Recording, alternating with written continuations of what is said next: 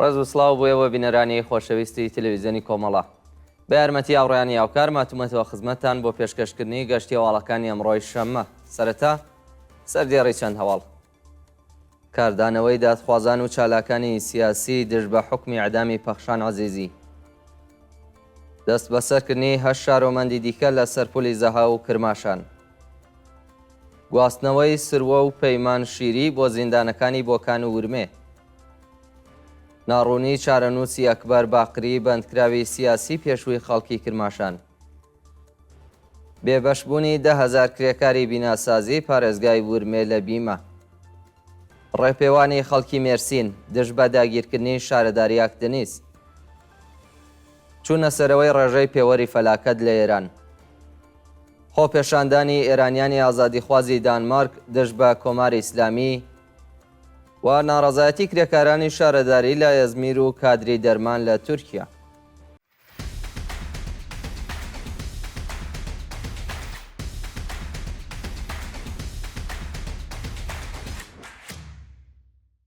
کاردانەوەی دادخوازان و چالاکانی سیاسی دژ بە حکمی ئەعدامی پەخشان عەزیزی.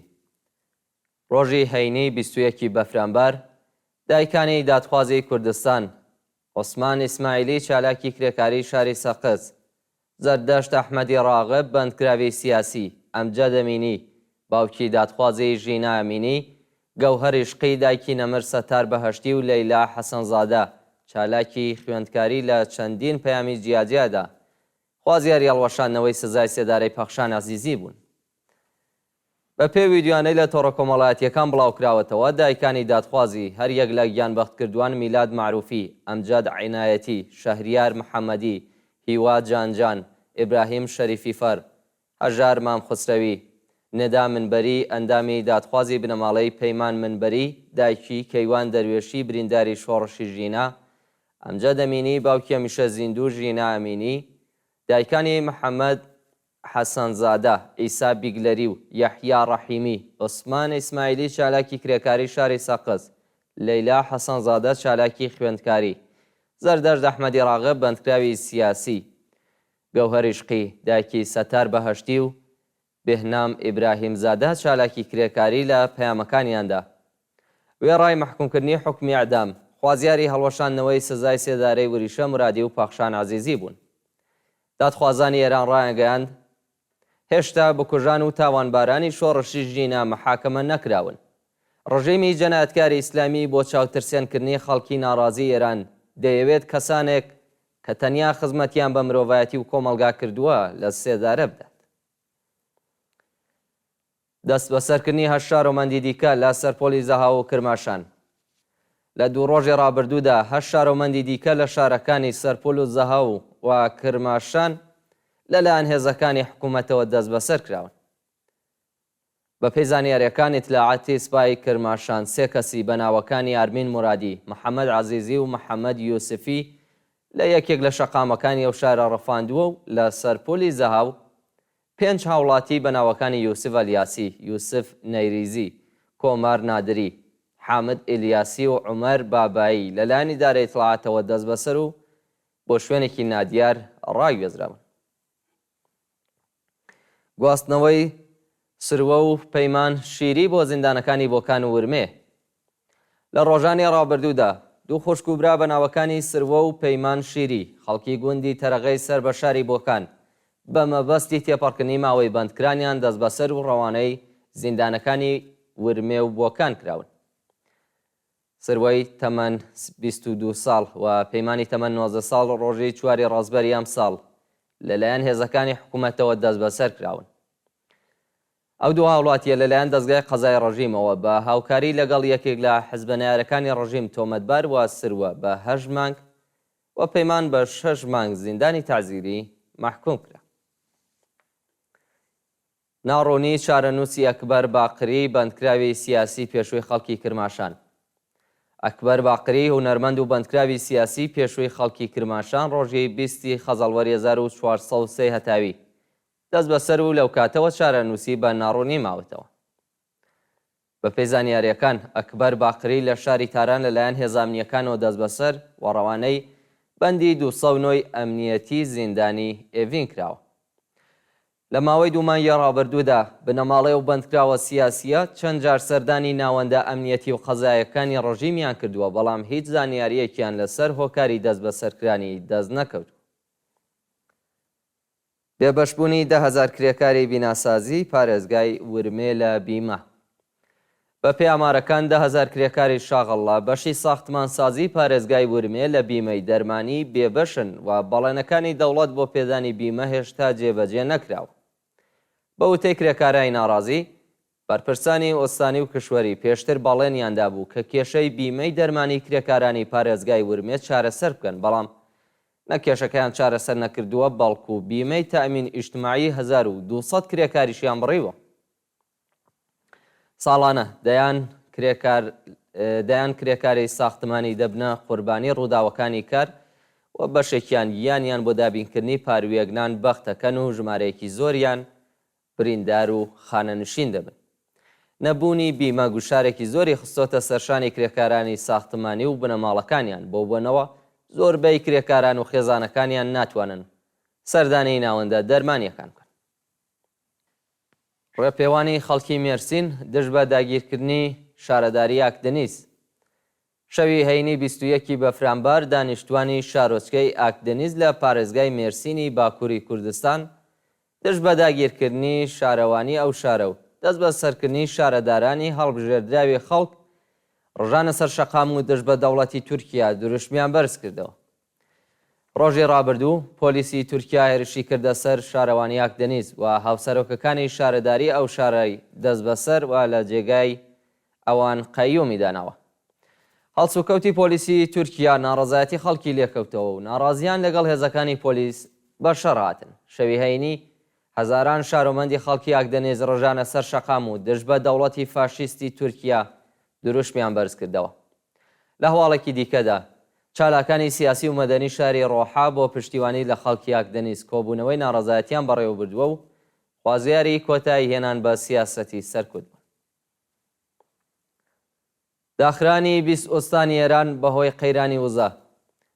بەرپرسانی کۆماری ئیسلامی ڕۆژی شەممە 22 بەفرامبار لە 20 ئۆستانی ئێران ڕۆژی پشودانیان ڕاگەیاند. بە پێی ڕاگەیاندنی دەوڵەت بەهۆی قەیرانی وزە، قوتابخانە، زانکۆ و ئیدارە دەوڵەتیەکان لە ئوستانەکانی خوراسانی جنوبی، ئازەربایجانی شەرقی، گوڵستان، سمنان، کرماشان، کوردستان، مازەندەران، قۆم و چەند پارێزگای دیکە بۆ ڕۆژی شەممە دادەخرێن و تەنیا ناوەندە بێداشتی و دەرمانیەکان بە پێڕەواڵ درێژە بەکار و چالاکیەکانیانەدەن. چوونە سەرەوەی ڕێژەی پێوەری فەلاکەت لە ئێران. بە پێی ئامارە تۆمارکراوەکان، پارێزگاکانی ئەردەبیل، خۆزستان و کرمان زۆرترین ڕێژەی پێوەری فەلاکەتیان لە نێوەستانەکانی ئێراندا تۆمار کردووە. بە وتەی چالاکانی سیاسی نرخی هێڵی هەژاری لە ئێران گەیشتۆتە 35 ملیۆن تمان و بەلانی کەم 40 ملیۆن ئێرانی لە ژێر هێڵی هەژاریدا دەژین. بە پێی ئامارەکان توانای دابینکردنی پێداویستیەکانی ژیان لە 15 ئۆستانی ئێران کەمتر لە ڕێژەی مامناوەندە و قەیرانی هەژاری و بێکاری زۆرترین کاریگەری لەسەر دانیشتوانی و پارێزگایانە داناوە.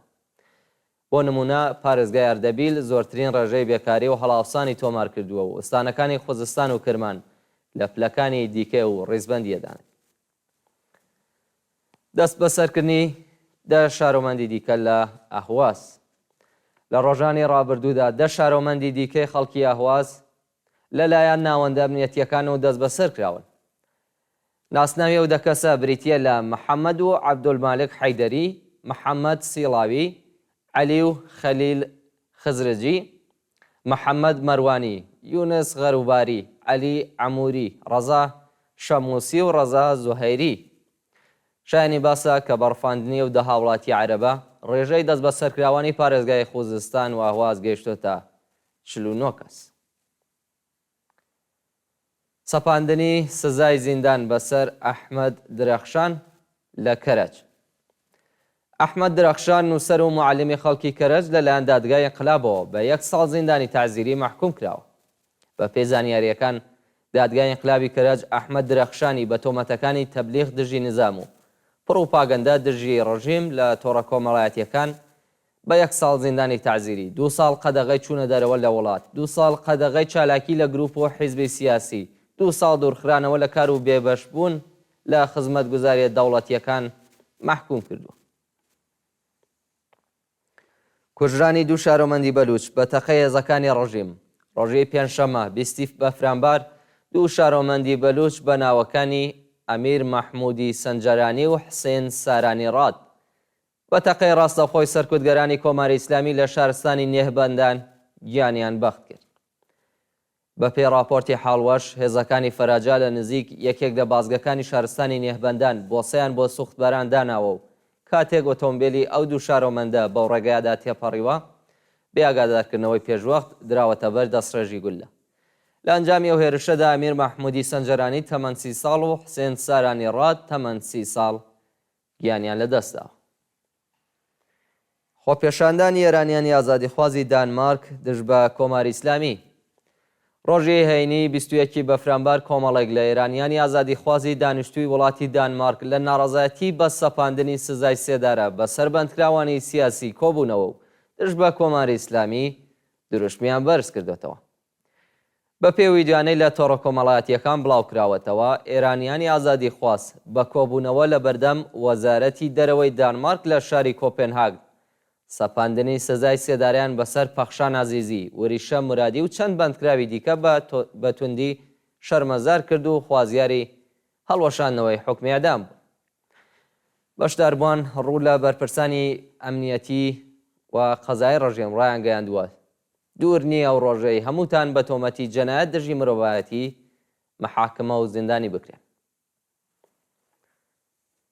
و دوایین هەواڵمان سەبارەتە بە ناڕەزایەتی کرێکارانی شارەداری لە ئێزمیر و کادری دەرمان لە تورکیا.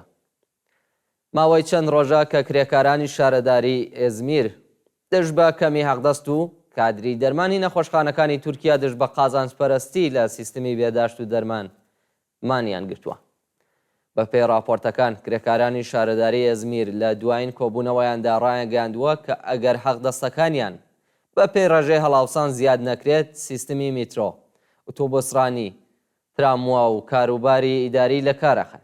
لەلایەکی دیکەوە کادری دەرمانی نەخۆشخانەکانی تورکیا ماوەی 1 هەفتەیە دژ بە پۆڵیکردنی سیستمی بێداشت و ڕەخساندنی دەرفەت بۆ قازانجپەرستانی ئەو وڵاتە مانیان گرتووە و وتویانە وەزارەتی بێداشتی ئەو وڵاتە بە فەرمی بە خەڵک دەڵێت ئەگەر پارەت نییە بڕۆ بمرە. کادری دەرمانی تورکیا هەروەها خوازیاری زیادکردنی حەقدەست و مەزایە، پێدانی حەقدەست لە کاتی مەرەخەسی، باشترکردنی خزمەتگوزاریە کۆمەڵایەتیەکان، کەمکردنەوەی گوشارەکانی سەرچینی هەژاری کۆمەلگا و هەڵوەشاندنەوەی بڕیاری دەوڵەت بۆ جەریمەی کادری دەرمان بوو. بینەرانی خۆشەویست گەشتیاوەڵەکانی ئەمڕۆتان پێشکەش کرا. کات و ساتێکی خۆش بۆ هەموو لایەکان.